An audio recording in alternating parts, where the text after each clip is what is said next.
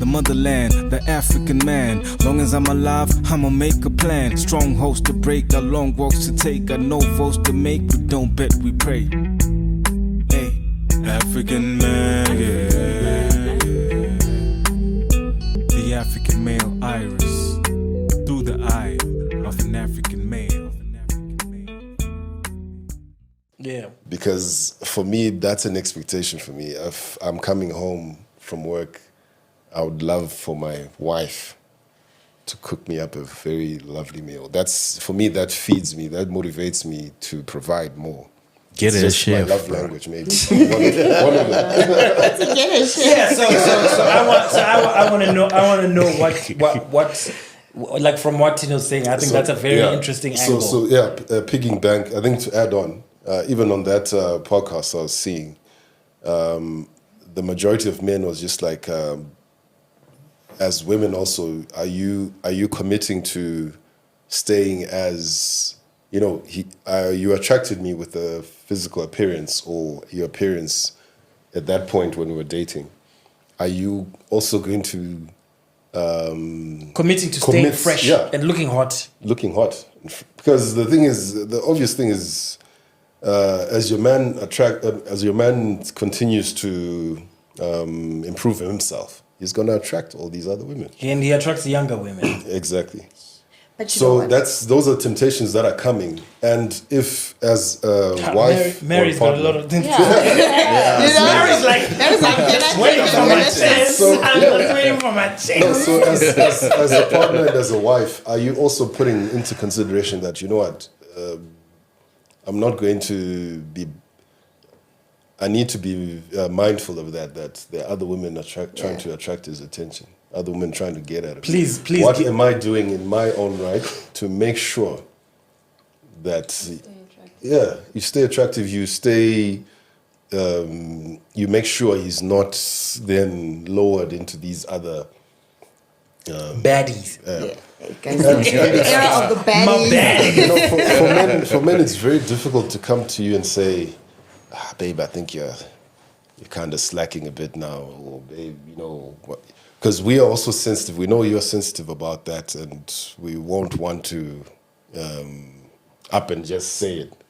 But because she's going to be like, your children. Yeah, of course. So, these are your children. That is to my boy. So even on the What Men Want episode, I think there's even a part where we said a woman that's active, in the gym or making sure she's still, trying to, So, that's where Mary wants to say a lot of things. You need to just in response to that, 100% yes. Because I also want to feel confident in my own space. It's not just about making you feel good about me or keeping on attracting my husband. It's about me also. Yeah. I don't want to look like the old Magogo. Yes, I've got 3 kids. Yes, I've gone through all the things I've gone through. But I need to keep making an effort to make myself look appealing all the time. Yeah. So every time I step out of the house, I need to put on them heels and those kind of outfits that really look good on me. If I've gained weight, work on myself to try and maybe keep myself a little bit leaner for my own personal confidence, and yes, to keep attracting you. So, when I leave the house and you look, I make sure when I leave, he sees me. Yeah. So that you know what you've got. You don't play around. Yeah. You know what you've got. You don't play around. Nice. So when I'm stepping out of the house, I look you try and make sure that you don't look like a Magogo and stuff like that. And that is so true. Yeah. Because as much as the kids happened, I always say to myself, I'm always like, yo guys, kids ruined me, I went from this weight to this weight. Yeah. But because I've gotten heavier over the years, I refuse to dress like a Magogo. Yeah.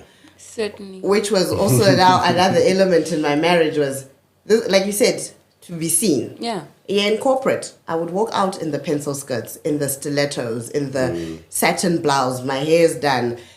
Now, eventually, this guy would see I'm walking out, and now I'm seeing dresses are missing.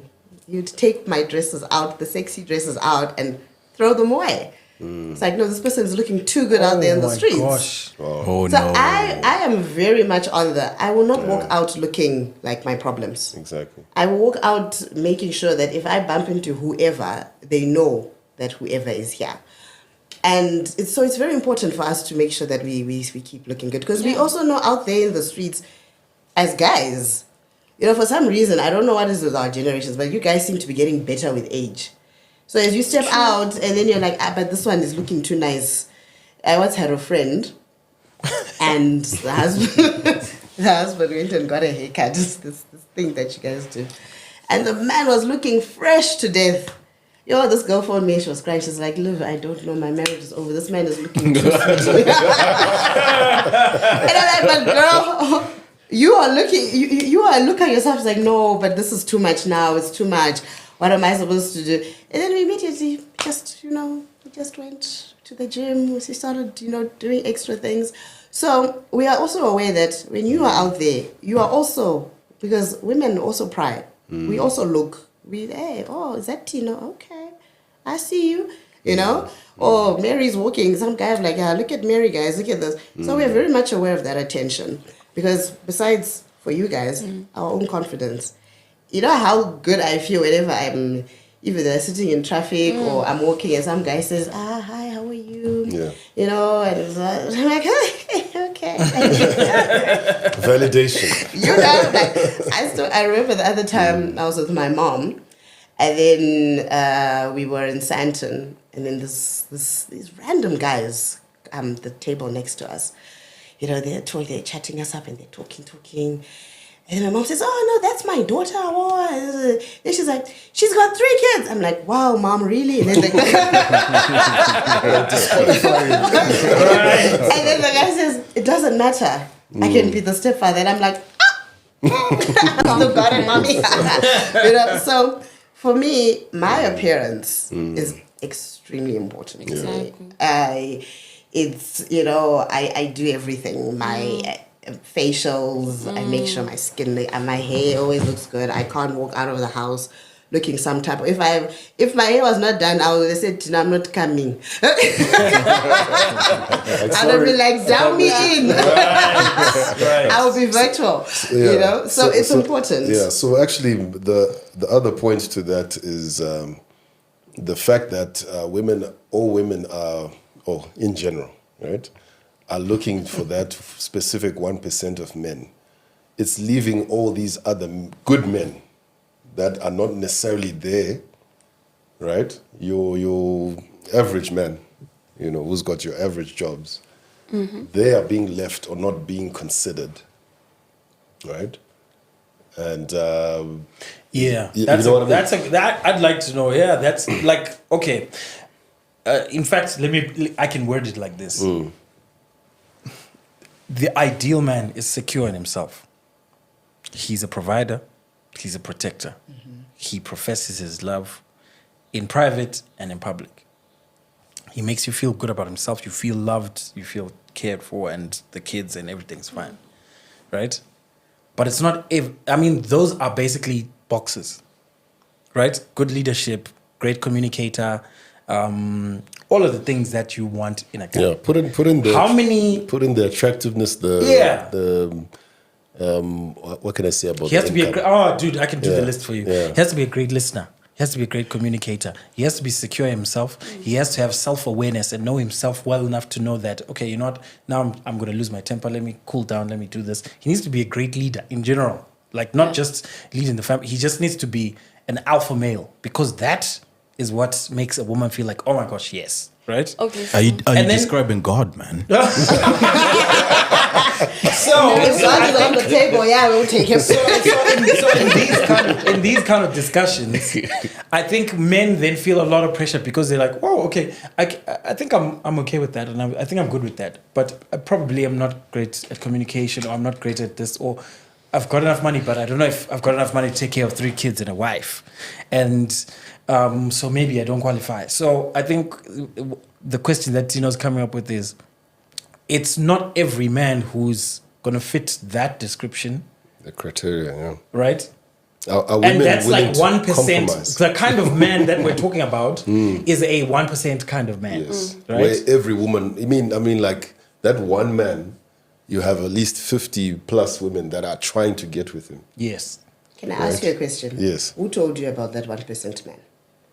No, it doesn't told have to be. No, it doesn't have to be. All we're saying is, as guys, if we were to just not even as guys, if it's just all the men in this studio right now, and we were to just do that list, Yeah.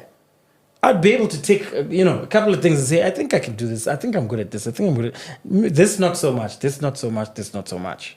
So that already means I'm not able to tick all the boxes. So what we're saying is, what happens to the guys that can't tick all your boxes? Okay, so from my own perspective, you won't know that he's not able to tick all the boxes of a good provider, a good father, and all of his other boxes until you cross the line and you're actually married to him. So what guys normally do, from what I've picked up, is they will show up and show you the best side of them. Yeah. So what you see before you get married is not what you will see after you get married. So you're walking into this thing and you're thinking, oh, he's got this or he does that, because you've seen the side of him that he's showed you. Because you know how they say in Shona, you see, so he brings his best foot forward, and what you see is not what you're gonna get. Yeah. So once you cross the line and you're over there, then you start seeing, okay, so why didn't I pick this? The red flags. You see now, you start all the things that could have maybe triggered the idea that this guy is like this or that. You won't know until you cross the line. So once you've crossed the line and you start seeing the other side of the person, and then you start questioning whether you made the right decision or not, whether you should leave or not, and then maybe there's now kids involved, and then yada, yada, yada, and then you go through the whole cycle. And one of the best qualities of a person that you're married to that could possibly maybe tip things in your favor is if the person you're married to has a teachable spirit and is willing to put in the work to make things work. Because marriage is work. So to respond to your question, you won't know all the boxes until... Can I just put something Yeah. there? So let's say... Okay, I need to write that question. Let's say, hi, I'm Tino, and I'm a business owner. I mean, I'm a CEO. Okay, let me just say I'm a CEO. Okay, hi, I'm Tino, I'm an accountant. Hi, I'm Tino, I'm a construction worker. The three of us. We've got the same qualities, but that's the differences are where we are, maybe in terms of finance, Yeah. or whatever. Before you cross the line of marriage, initially, face value, who are you attracted to there? I think you're trying to put them on the spot a little bit too. No, I'm just saying. I will I'm just tell you. saying. But Let's put them on the spot. This is why they came on the show. What I What I'm might say physically attracted. though before their answer is Yeah. that No, remember, I'm saying they're the same. No, Yeah. I They hear look the you. I same. hear you. They look the same. Women have two qualities that I think we are overlooking. The first quality is that they are able to compromise.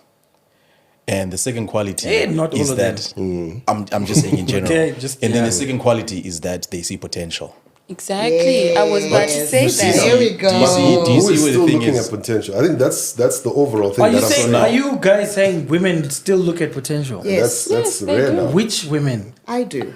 I do. Yeah, but what about the younger ones? The The, younger ones that ones. are not married. Well, See, the problem, the thing with this younger generation, guys, and I'm always saying it, they've been destroyed by social media. exactly. They are being fed Like lies. You see, that's where I'm trying to Instagram get to. is such a lie. TikTok Yeah. is such a lie. Yeah. Because on face value, yes, it looks nice. Guy's got a Ferrari, blah, blah, blah, blah, blah. Have you seen that pic of the girls on the yacht saying what you see on the vacation, but you don't see the don't actual see the funders guys. of the owners of the yacht? It's like old men with big ladies and whatnot. If and this is where I'm probably gonna catch some slack for this, but if younger girls of today, if their mothers are to, I've got a daughter, and I'm always saying she's still very small. I always say, I want to raise her to understand that media is not real. In life, everything, you have to work at it. So you want a good job, you want the nice house, you want to go to Dubai, you want to do this, and you want a good marriage. Yeah. It is work. So to answer your question, Tino, if you said, hi, I'm Tino, the construction worker, right? If we've got good conversation, if you're respectful, if you're kind, if you, if you hear me, if if you're protective, if you've got realistic dreams, and if you understand the fundamentals and we are aligned and we actually see each other and we are on the same wavelength, I've got no problem that you're a construction worker. Okay. If you are the CEO, you've got all the money in the world, but you are a cruel, crass, disrespectful, misogynist, what, to hell with you. And another thing I wanted to point out is that usually you don't get younger men that are like stepping into marriage for the first time, holding those kind of positions. Yeah. If you're going to be a CEO, it's going to be somebody who's been tried and tested and has risen through the corporate ladder to get to that position. So you're not looking at the younger men, you're looking at kind of like the older guys 100%. that have probably been married and have done all the...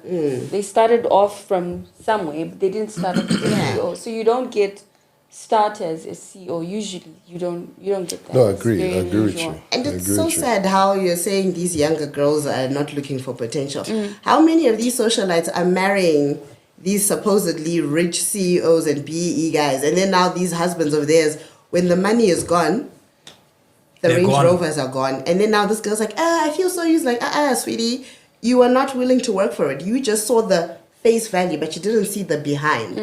So I think, was it Tino or was it you who said that people change when you're dating, right? Yeah. When you're Yeah, dating, it's yeah. nice. You get the flowers, you get taken to dates, you get taken there. But once you're now in the household, It's different. reality sinks in. And people need to understand you need to deal with that reality before you get married. As much as people say you can't fat and sit, kuita rimapoto, I really feel people actually need to live together before they get married and understand the actual implications. We are sitting in this house together, we are dating. Will that work though? Before marriage? We don't know. Now, see, that's why I say it's go up a formula. Because now you'll be like, okay, we're not going to get married. We're not going to live together till we're married. Then you live with that person, you realize, oh my God, I cannot live with a slob. But the thing with guys also is once you give them what they could potentially get, what they think they can get after they marry you, if you give them before they do, then they've got no reason to marry Buy a you. car when you can milk Yeah, it for free. see, so that also is debatable. It's very debatable. Yeah. But I find So can we then say that the success of a marriage can be heavily hinged on how much people can get to know each other before they get married? It's crucial. No, I would say the success of a marriage, because somebody told me that the only institution that awards your certificate before you go through training or you go through an examination is marriage. You get a marriage certificate before. You've got no clue what don't you're know what getting you're into. doing. But then on all the other certificates that you get, you have to first go to school, you sit through exams, and then when they feel you're worthy to get the certificate for that discipline, you're awarded. But for marriage, you just go in there, you get the certificate. Then you start to learn after you've crossed the line. So I think the success of a marriage is heavily hinged on the willingness of two people to make it work. How much work are you willing to put in? Because it's work. Like she was saying, marriage is work. And you have to have a teachable spirit. You have to be willing to unlearn certain things and willing to learn new things. Right. So I want to say something there. I think the teachable spirit thing is very important because I feel like that's where it gets complicated. Yeah. Yeah. Because I have to be teachable. You have to be teachable. Exactly. Right? But are you teachable when I'm teaching you? Sometimes. And am I teachable to you? Because I could be teachable to a friend or a mentor or Yeah. someone. Yeah. But can I be teachable to can my wife sit down and have a conversation with me and teach me something and I can learn it? I feel like those are the kind of conversations that we then need to have with younger men. Okay. Because there's a lady who actually wants to come on the show because she dated for her and her husband. Yeah. They recently married, like, I don't know, 2 months or something. So they're so lovey-dovey and whatever, And then, so when I was talking to her, I remember she said something about, so how is it? Like marriage. Like, how is it really? How really is it? And I was like, you probably have bought a lot of hype, but I'm going to tell you, my truth. And the moment I said that, she was like, oh my gosh, thank you so much for being so open. But then she started telling me a lot of things that married people couples who've been married for a while know about each other. And I was like, how do you know that much when you've only been married for 2 months? She's like, yeah, but we dated for like 5 or 4 years. Then it made a lot of sense to me because you can't fake it for a long time. Yeah. No, you- So I feel like maybe not living together, but dating for a longer time. I feel like, like we rightfully said, there's no fixed formula because I know of a couple who got married when, the guy was 21 and the wife was 19. And they didn't tell anybody. They thought, we've got this thing and we're taking on, and they've been married. Yeah, and they've been married For more for than 10 13 years. Yeah. So you can't, I don't think that it's the only way, but I feel like getting to know each other, I feel like the formula, we are slowly coming up with a formula where the willingness to work at it. Yeah. And there's, like you rightfully said, there's no way of knowing how willing you are and how far you're going to go. Yeah. And how much work you're willing to do for this thing. Exactly. Right? But it's also that and the teachable spirit of being able to understand that my partner is going to teach me things about marriage or about my role.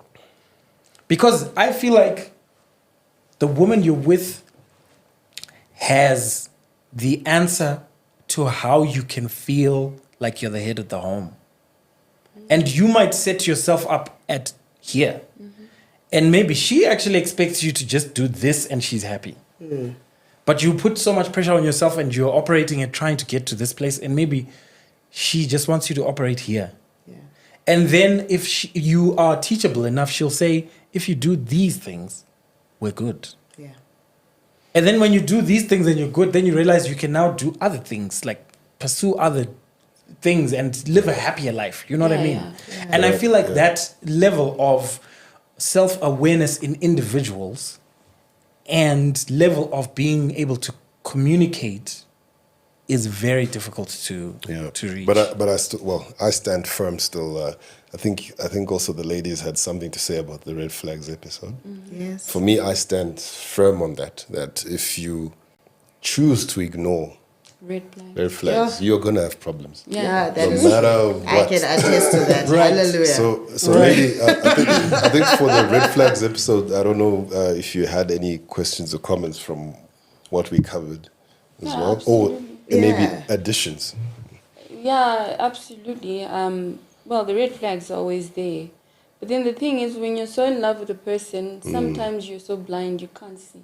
It's a And carnival. even when you think exactly, it's a ribbon. You think it's unfair. so Unfair. when you speak to, I'll talk about my experience when I was dating. Before I got married to my husband, I'd get people that would come to me and tell me, "Ah, men, we are like this, like." Because I worked with a lot of men in my industry. IT, yeah? Yeah.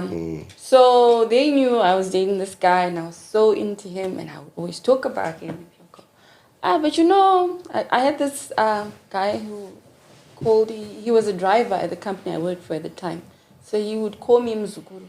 So he would, Mzukuru, you know what, men, we're like this, we do this. You should just be, I'm like, no, my man, no, he won't do that. No, he's not like that. So I had people that would kind of like throw hints of things I should expect or things that I should look out for. And those things were there, but because I was so Blinded by oh my love. goodness, I could not see. Yeah. So yes, if you don't pay attention to the red flags, if you miss out on them, or if you completely ignore them, you will have problems. Yeah, definitely, and I agree because I know before I got married, I was even having my own red flags. Like I was in my gut, like, girl, are Yeah, you sure this is what the you want to gut, do? Do you want intuition. to really marry this guy? You know, besides all the other red flags, you know, and things that the person would do, you know, that you would see, like excessive drinking, and all of those things. You get to, you know, your intuition tells you to say this is not a good idea, Okay. and then now you think, but you know, everybody's here. But are there any things that you saw in yourselves before you got married that both of you, like any things that you saw in yourselves that you had to unlearn when you got married, but you didn't know before you got married? Well, for me, I was naive. I thought it was going to be a slide on the rainbow kind of thing. The marriage. Like, yeah. It was going to be a bed of roses. I'll get a bouquet of flowers. And then I didn't know I was stepping into a war zone. Like, no, literally. No, The work, definitely. the work, yeah. When you start getting to see the person you're with and understanding what's going on, and then you're so stressed about this issue, you've been fighting about that thing, and then you start asking other people that are veterans in the marriage thing. And I had a couple that I went to, like both of us, me and my husband, they were 36 years in marriage, they were pastors, and they had been through a lot of stuff as well. So we went to them. So they started teaching us about how sometimes there's a spiritual aspect to things that you need to be aware of when you're in marriage. So you need to know how to deal with those. And then you need to learn how to forgive, because I struggled with that. Because if you did something last year, I would keep holding on to that thing. 10 years later, I'm like, that day you did that, Sure. So I had to kind of... Relate. Wow. No, do you know why I'm finding this very interesting? I'm actually thinking at the back of my mind, women can do this better than men can. Do what? Call themselves out. Yes, and we do call ourselves Yeah, out. no, they Yeah, do. like, do you remember a conversation where a man said, hey, before I was married, I didn't know about this, and I had to learn from my wife, or I had to learn? It's almost never like that. Never like that, You know, it's like, I feel like, so that's why I'm finding it very, Maybe very you interesting. can finish your, Yeah. your point of And- view. and- yeah. So I'm just now getting to understand, like, then when you sit with people that have been through stuff and they're telling you the stuff they've been through, and you're like, but how did you survive that? Also, we had to learn that we wanted our marriage to work, right? That's the first thing. So we had to learn to forgive each other. We had to learn to compromise on some things. And that concept of checking in with each other, just to make sure that my other half is good with what's going on. You are Because you're open also up. constantly Yeah. growing and changing. And changing Yeah. as well. And keeping out other people from your marriage. Like, don't make family interfere. Like, when you fight, then you go and tell your mother, oh, he did this to me and that. And then she's going to hold that Yeah. against your husband for the rest of... You might But you've- forgive him you've forgiven and it. move Yeah. on. Yeah. They still got, that So- he treats my daughter like this, or he goes and tells his family, oh, she does this and that, and they hold that against your other half. So That the is whole actually thing true. of keeping family out of your business and having maybe another more mature marriage couple that you can maybe be accountable to. So the mentorship thing you would The agree with. mentorship thing, exactly. So so I'm a part of a group. Not that I'm with a certain part of, pastors. where we've got Shady pastors. couples that meet, like, we meet every month, and then there's this other pastor couple that kind of like facilitates the whole thing to talk about different topics in marriage. Like, that's quite we've nice. discussed roles, we've discussed responsibilities, the difference between roles and responsibilities, and what we should look out for. And then we talked about Interesting. That sounds like a mature bunch of yeah. Yeah, And then the one other topic that we talked about, I'd actually highlighted to my husband before, the thing of going on holidays, like the December holidays. So we've got this tradition that almost every Christmas we go home to Zimbabwe. We have to go to the village. So I told my husband, I was like, you know what, when we go to the village, I'm the Mrora, I have to do all the work. I'm Right. not actually on holiday. because I'm working, and you wake up like at 5 a.m., spend the whole day running around the household doing whatever you expected to do. Then you go to bed at 9, maybe at 8, Tired. and you're so tired. The next day you wake up and it's the same cycle. So I was like, when I go to the village, it's not actually a holiday Yeah, for yeah. me. Right. So I was trying yeah. to make him see that, but he didn't get it. He thought I was against the whole village fetish. Right. And then when we went for that couples gathering, and we talked about holidays, and they were like, you know what? Sometimes you need to unlearn the thing of saying holidays only going to the village. You need to take your wife or your family somewhere else, Yeah. because you know when our wives go back home, they're the muroras. They're expected to do all that. It's like So they're working. abusing them. They're working, kind yeah. of. Yeah, they're working. You're through not the actually holiday. on holiday. Working, yeah. So when we went for that, he then got it when it was said by somebody else who wasn't me. When we were sitting in that setup. Yeah. So yeah, I think it's now working in a positive way in that regard. So yeah, if I was to relate pull to that. myself out, I'd say I was naive. My brothers and I had to learn that as well. So You had To like learn protect that. your wives. yeah. So we bring a chef now if we're doing something. That's You such a good see. thing. So it's something we learned with as. But you see, yeah, I'm picking up with that the trend a lot conversations. now. Like lots of functions in Zim and whatnot.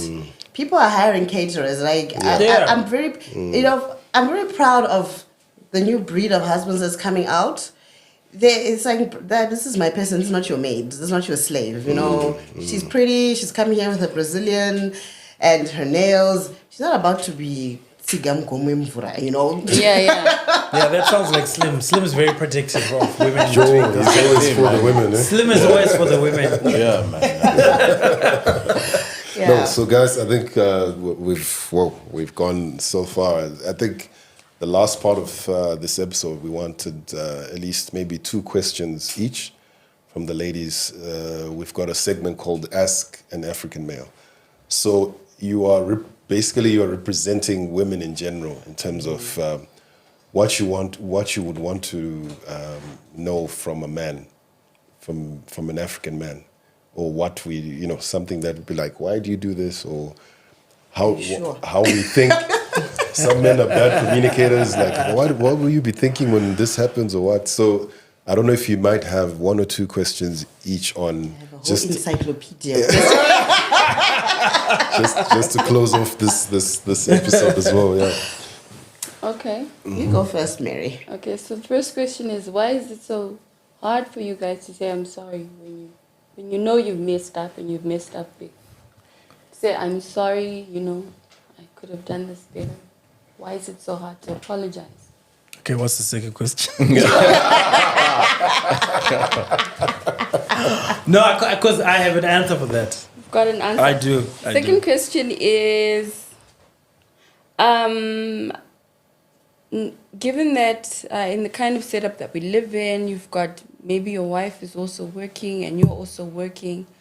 Why is it so hard for the African man to kind of like just chip in sometimes to help your wife? When she's had a hard day at work, she's tired, she gets home, there's kids to be taken care of, she needs to do, maybe there's no helper in the house at that particular time. She needs to cook, she needs to do the dishes. Why is it so hard for maybe some African man to just step up and be a helper to your wife for the household things? Right. Like, And cook, Tino. Yeah, and cook dinner.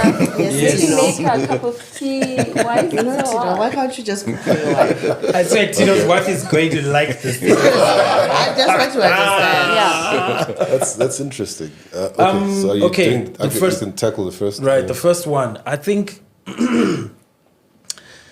the reason why a lot of African men find it difficult to say I'm sorry is because they were never taught to say I'm sorry. That's the first thing. They were never taught to say I'm sorry. The second thing is just, when a male ego goes unchecked and does not have accountability as you grow, your ego grows. And this is going to answer the helping out bit as well. So when your ego grows, you start saying things like, yeah, but you see, the thing with me is I don't do this or I do that. I'm not that kind of guy. My thing is this. All of those statements are attached to my identity. When I say my thing is this, or I don't like this, or I don't do this, or I do that. And a lot of men have things where they're just like, oh, this is a non-negotiable for me. I don't do dishes. Like I have a friend of mine who's like, bro, I don't touch dishes. And I was like, so what about when your wife was away and you were with the kids? And he's like, yeah, we just let that shit pile up, bro. Wow. Like I'll just ask the kids to do it. I don't touch dishes. It's just not how I was raised, and I'm not that guy. Like he's very set in his ways. So I feel like a lot of behaviors are based on how You were raised. you raise your boys. That's true. And how we raise the boys as well. Background. But I have to tell you, I find doing dishes therapeutic. So I can do dishes. Like I will do dishes at home, and I will cook as well, because I love cooking. My sister's a chef. My mom's a great cook. I love eating.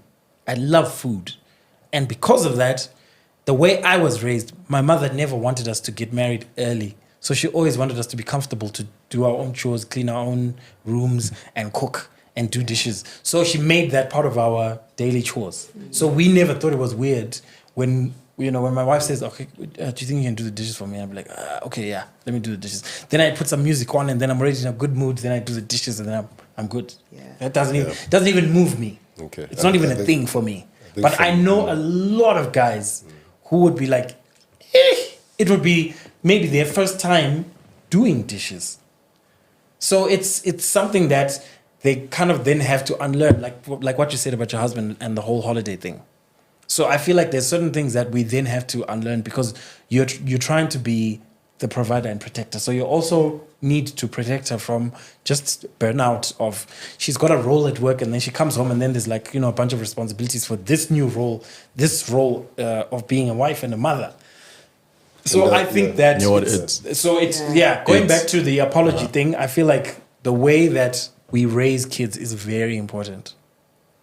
If we teach kids from a very early age to say, no, you were wrong, you need to actually say you're sorry. Be accountable. And to teach a young boy to actually initiate a conversation where they are going to meet someone to say they're sorry is something that's important, because if it's not embedded in my psyche from the time I'm like 19, then how am I going to learn to apologize when I'm 35? That's true. Yeah, Slim, you had something to say? No, it's okay. I was just going to say it's an ancient upbringing trying to exist in a modern world. Hey, come on, Slim. Yo. That is so good. That is so good. I think we're learning. Yeah. Because even me growing up, I would never. I don't think I never saw my dad saying sorry. I don't. Yeah, I don't think I've And- ever seen my dad's and, sorry. So it's my- gonna be my- important for. Sorry to cut you, Tino. It's gonna be important for you to teach your husband to say those things in front of the kids, because if the kids never see it, then I'm not gonna do it. Because as much as we learn from hearing and being taught, we learn more from watching. No, for sure. Sorry, the second question was, I was keen to answer. The second. Oh, it was, why don't you help out? So it's, Yeah, Tino can take that. why don't you help out? Yeah, no, I think that probably also Same thing. same concept. Thing. Yeah. But for me, how I feel, well, personally, I do help out. But how I see it is, I should bring in the aid she needs, right, for that work not to be there, right? What do you mean? Like for her not to be tired, and also okay, maybe let me put it like this: for her to be tired, it means my wife has gone to work, right? Right. She's gone to work, she's worked hard, she's coming back.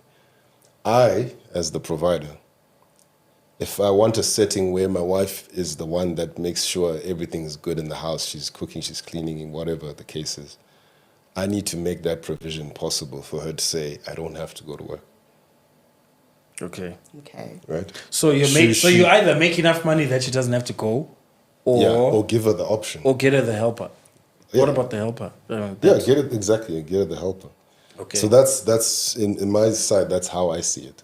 So I think as men, if your wife is working, right, you also have to appreciate and understand that just as much as you've worked a long day, Yeah. she's She's also just as Yeah, tired. but Just as Mary's tired. question. Just as tired. But Mary's question is,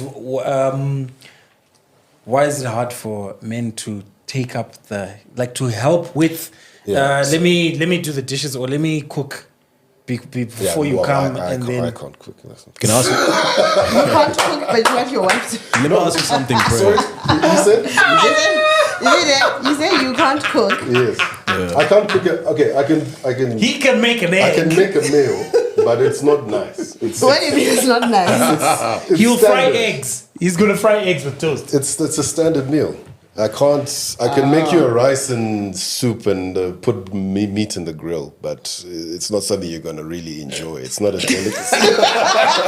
But Mary, But Mary, that's why it- that's That's exactly my point. That's what I was trying to say. Because I was going to ask Prayer a question and say that you're asking about why men can't help around and move things around Right. when the lady can't, right? Did they do that when they were being brought up? who? The men. It was always the mom that was doing it. It was always the sisters that were doing it. It was always the helper that was doing it. 100%. So you can't start doing it That's why. when you're now in a marriage. That's So what I, you that's get why where I'm that's what I was coming going to say to Mary in response to your question. What Tino actually said is where the answer is. yeah. What Tino grew up seeing his dad do is what he's doing. doing, yeah. But then he's instilling the same thing in his Yes, Into but then his that's the son. thing. Like he's only then unlearning because now you listen to other people and how they are doing it, and then you realize, oh, there are other guys who do dishes and they can cook and they learn how to cook and whatever. Because it's not like I just started learning how to do all these cool recipes when I was like 14 or whatever. It's like some of the stuff I will look at it and think that might be a little easy to make. I think I could make that. You know, and I would like to eat that.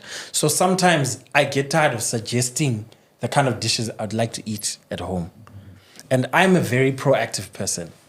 But if the I feel thing like is- someone's not doing something, I'm going to go Yeah, and do it. you So gotta do if it I want yourself. roti and chicken with a coleslaw salad, but with diced apples in it, Hey. I could actually The detail. go and I could actually go and make some roti. Now it's I'll buy making us some look roti. bad, I'll buy some rotis, fry some chicken, and make the coleslaw salad with the but diced apple. But this is an African male segment, so we're responding on behalf of. No. I need to tell you why I'm taking this perspective. Yeah. My dad does that. I grew up seeing my dad doing the dishes, and my dad's got OCD. So my dad cleans. So my dad will clean a kitchen better than any woman. Because he's like seeing these corners, he's like, hey, there's a bit of dirt. Hey, the fridge has got, hey, there's some, what is this thing? Hey, we need to get more handy Andy there. There are too many flies in here, whatever. Like, that's my dad. Yeah. He's generally just super smart. You know, that's the kind of person he is. But I mean, with the cooking, he struggles with the cooking because he never saw his dad cook. See, that's the problem. But you see, what happened with me is my mom made us work in the kitchen, do the dishes, and help out, cut the onions, do this and whatever, because she was a working woman. And she got tired, so she would always get us to, and that became like our family time and whatever. Yeah. And because of that, it stopped being an issue for me to cook.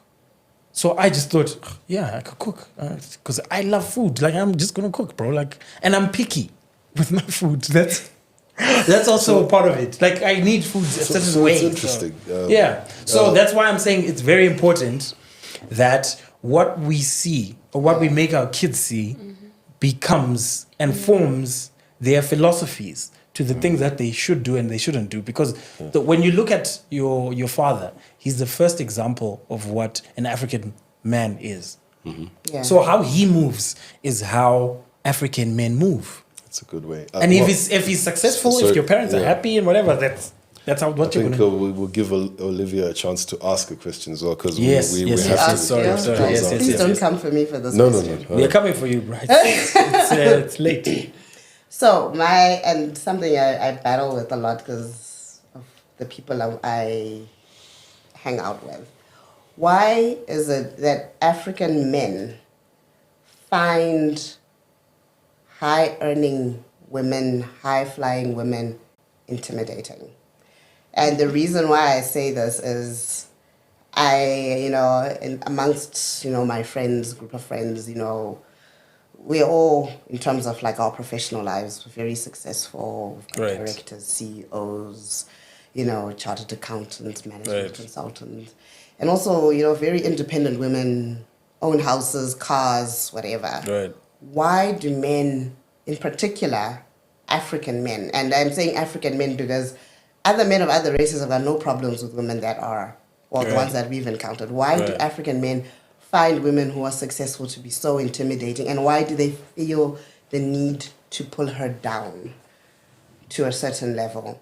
Because remember I said, I found my skirts were going missing, my stilettos were being, why is that intimidating for men? Why can't you just be like, look, my person, she's doing well, be her cheerleader, stand there and do things, because at the end of the day, her success is your success as well, right? So I need to understand that.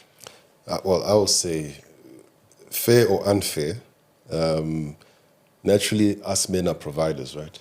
So when you see a woman that's at your level, or maybe even higher, you do not see yourself actually being the head. It's natural for men. You want to be looked on as the provider, Yeah. right? Yeah. So once you see that, you already see it as a competition. Like a threat to the Yes, position yes. of being the provider. Like, is she really going to be submitting to me if she's bringing in more than me, or more successful than me? So I'm speaking in general.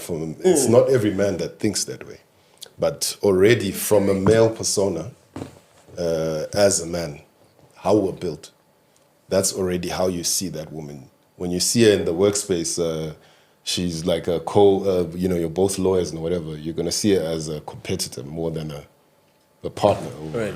I would. To add on to that as well, Yeah. Tino, because it's two-pronged. Yeah. One is you're challenging me as the head of the house. Yes. Not directly, but very indirectly. Yes. And the second thing is the women themselves. What's the character of a woman that has actually made it? Exactly. Because she's now empowered, right? She sort of no longer sees the need to have a man around for her things to work. So naturally, her character changes. Yeah. The kind of respect or whatever it is that you would expect from a woman who's not as successful as you, compared to a woman that has made it, might actually differ. So it's a matter of having actually experienced it, either through yourself or indirectly through another person. So now it's in our subconscious mind that a woman who's made it is probably a very difficult woman in terms of how she would be in a relationship. Yeah, and being submissive. Because Yeah. she has she's not going to submit and she's not going to give you a place as the head of the relationship. Okay, but then just tell me this. When you say submissive, what does it actually mean to you as a man? Okay, I can respond to that. Firstly, to your initial question, why is it difficult why are African men intimidated, right? By successful women? When we were discussing the roles of Yeah. an ideal, secure African man, provider, protector, profess, Yes. lead. I feel like you're already leading yourself, your finances, your career successfully. So already, how you then find it difficult to lead someone who's already leading really well, because they almost feel like, how are you going to lead her finances when she's doing so well? How are you going to be able to tell her, no, I don't think that's a good idea? when it comes to finances, and she's done so well, and you're at like maybe 40% and she's at like 97%, the submission comes when you know you're good with your money. You know you're great at your career. You know how to make money. You've got things. You've got the results to show that you're good at this thing. And we are just discussing. We're at a barbecue like this. We're sitting, we're talking and whatever. And then Slim says, yeah, I've got this opportunity, blah, blah, blah, blah, blah, blah. And they're like, oh, yeah, I think I'd like to do that. And then I say, I'm the 60%, you're the 97%. We're talking about finance. Then I say to you, I don't think that's a good idea. Are you going to back down and be like, okay, I mean, we can discuss it and see. Because, I mean, okay, maybe the example's a bit skewed, but the point is this. If you're good at something and someone who's not as good at it tries to give you advice, how well do you take it? Well, it depends on the context in which you're speaking about it.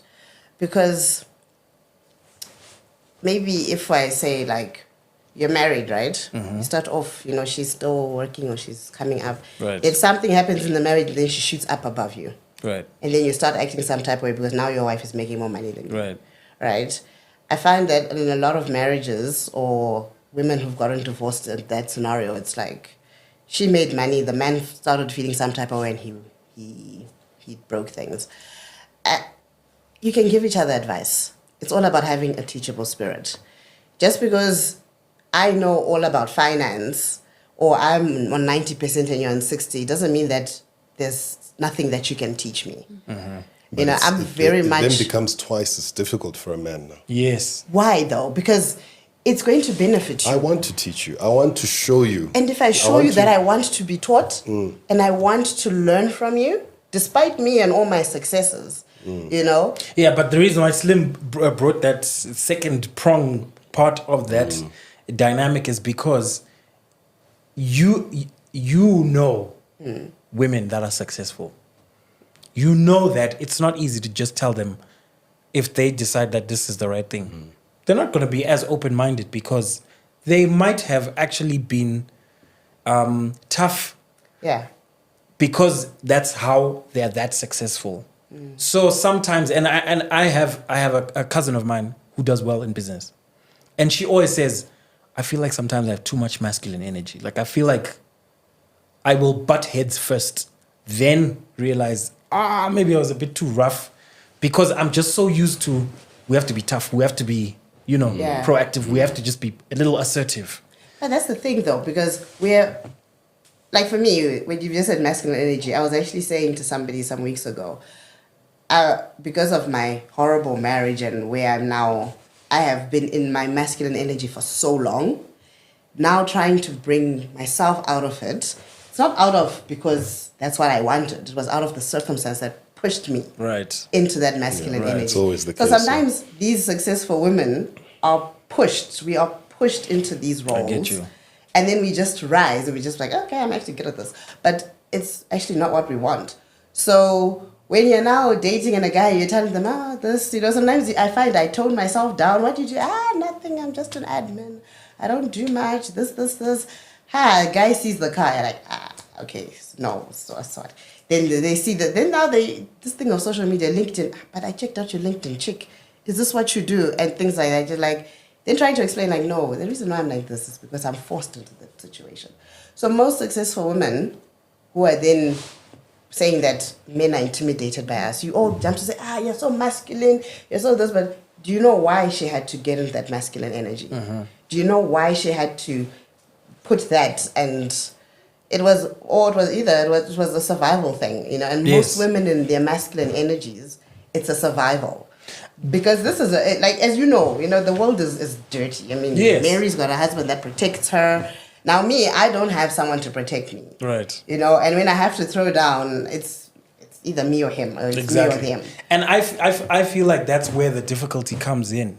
Yes. And that's why you'll find a lot of men say it's the masculine energy, because I feel like because you've been forced to be in that space. Yeah. It's difficult to get out of that space. It's very hard because then. And because it's difficult to get out of that space, you still carry the energy. Oh no, I do. I definitely do. Yeah, and so that's why a guy will be intimidated, because I don't feel like I'm supposed to impress you. I feel like I'm supposed to outdo you.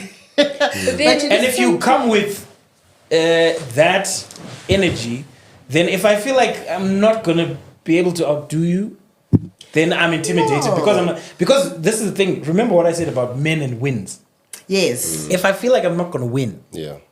I'm not gonna play. But also women also want to win, hey? No, of course. So it can't just be about. No, but men I'm and answering women. the intimidation part. Yes. I'm saying this is why men are intimidated, because if they feel like they're not going to win, because remember, men thrive on impressing. Yeah. Because if I come and I rock up at your place of work, and I just rock up with flowers, and I'm standing there, and then I say, you know, these are for Olivia, I'd like to see her.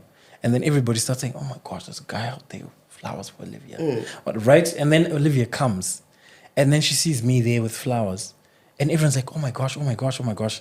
That gets you in your feminine energy. Of course. Right? Of course. So when that happens, then I'm winning. Yeah. Right?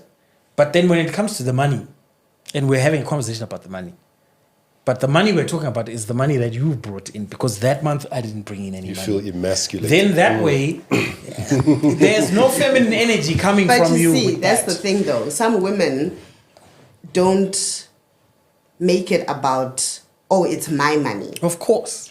You know? And as I much mean- as you've worked as a woman and Right. you're successful, like I was saying, I keep referring to my marriage. Like I said, I was holding things down. Right.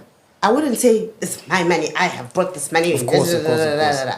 This is for the family. We need to do something with this. But then now, if you're not going to be doing something that's sensible, that is to the good of the family, then that masculine energy kicks in. Of I think course. for a man, I would only take my wife making, well, if I'm working towards something, right? We say, babe, like even when we're moving here to South Africa, I had to quit my job. I quit my job. I came to live with my friend here. Took me about 8 months to get a contract. My wife was working back in Zim. She was, you know, holding down our son. We had one child at the time. So she was good. I told her, no, as long as you keep your... Well, we moved back to my mom's house as well to cut the rentals and whatever. So for that time, I knew I was working towards something, Yeah. right? And that made me feel secure. But not in a permanent setup Yes. where I know my wife is always going to make more than me. I think it's just, for me, it's a natural thing. As a man, it will affect me. It's just, Then work it's harder. the reverse order. Exactly. Then work harder. Say, That's the Yeah. thing. based on what Olivia was saying, that she was in a situation where she was put in that position where she had to have the masculine energy because he Right. wasn't doing anything. Right. Like I've seen a lot of women where they're married and then you look up to, for a certain level of time, you look up to the man to be the provider. But you see that if you keep folding your hands, nothing is happening. Then you're pushed to a place where you have to step in and do what you need to do. 100%. And then you end up in a situation where you rise so high that you start earning more than him. But if he had done what he was supposed to do in the first place, you Wouldn't be there. I mean, I absolutely agree, and I think Yeah. the other things to look out for are because a lot of that comes from men who also don't have ambition. Because a guy who has ambition is never going to be comfortable with his with that woman covering all the bills. But what if they start off with ambition and then they just get comfortable? yeah, That's they what I'm do saying. that. Like Because that's I honestly believe that when a man gets married, when you guys are young, you know, you want to be husbands, you know, you aspire to seeing, oh, this guy's a big shot CEO or he's a producer or whatever. right. You know, we all want to aspire to that. And, you know, I really don't know how someone cannot have ambition in life, especially when you want to say you want to be a husband. Because to be a husband, that's already ambitious and it's got a lot of it's very ambitious to be a husband That's because true, yeah. you know you've got a lot riding on you. I think we actually need a full episode on Ask an African Male. No, definitely. I think But, we need to get you guys back. Yeah. So, I think our time has elapsed, and first of all, I just want to thank Mary and Olivia for Thank coming you so through. much, guys, for coming. Yeah, this has been good. Yeah, I think we need to do that more I feel like often. we've scratched the surface. Like we haven't really even started. We haven't even gone deeper. We've done already. Yeah. So I'm sure we're going to get a lot of feedback and a lot of comments from the audience, and just be ready because I don't think this will be your last appearance. Absolutely. I think you've got so much to to contribute, and we've enjoyed having you, and your point of views are very, very authentic, and would love to have you again, isn't it? Absolutely. Yeah. Absolutely. I'd love to come back. Yeah. That'd be I was great. just getting started. But we'll allow you any parting words from the both of you. Anything you would like to say in closing? Well, for me, it's just thank you for having me. It was a great pleasure and an honor to come and share my views and Right. to hear from all you guys, because I've taken out some pointers that I can actually learn from Right. when we were asking you about certain things that African men do. So actually, Right. I took out some stuff that I could learn. That's great. Yeah, so yeah, I'm looking forward to the next episodes. Oh, thank you. Cool. So please share. Yeah. Sorry, Olivia. Okay, me. Wow, it was cool. First time on a podcast. Yay. No. But Not the last. I hope it's not the last because I got so much more to say. But no, it was really nice, just, having an authentic conversation, Right. with African men. Right. You don't normally get to actually have these types of conversations. Well, with my masculine energy, I demand the conversation. That's a good one. Right. So I did promise. Yeah, go ahead, sorry. Oh yeah, so just my parting words is we must just be kind to each other. Life is Yeah. already difficult and cruel as it is. We must just, understand that everybody is dealing with something. Nobody is 100%. perfect in life, and Absolutely. yeah. Yeah. And Slim, I promised the audience that they're going to see you at least. Why? Why? Oh, come on. Why did you promise them to? Right? Spectre. You know what? With the episodes we've done, I've grown to appreciate that there are people who are viewing for Slim. Slim. People are viewing for Yeah, Slim's got a Tino fan and base. Prayer. So, Wow. so someone is crying out right now, like, this is not right. Yeah, Slim. So, No, it's okay. It's alright. It's alright, man. Come on, Slim. Come on, Slim. I can't believe you're doing this. Come on, Slim. I'm a spectre for a reason. You're not gonna win. You're not gonna win. No, but thank you guys for tuning in. Just remember to like and subscribe. And man, Absolutely, guys. Thank you so much if you've watched up until this part. Thank you so much. Please give some kind words to our guests. We would like to get your feedback, and also if there are any hot topics that you feel we should discuss and we need to focus on and zero in on, please let us know. But yeah, we're excited, and we're going to be letting you know more about this new home of ours, and the name Scent Studios. Yeah, absolutely. So please look them up. Yeah. And we've got so much more coming through. But for now, thank you so much for watching, and we'll catch you on the next one. Cheers. Cheers, guys. Bye. The motherland, the African man. Long as I'm alive, I'ma make a plan. Strongholds to break, got long walks to take, got no votes to make. We don't bet, we pray. Hey, African man.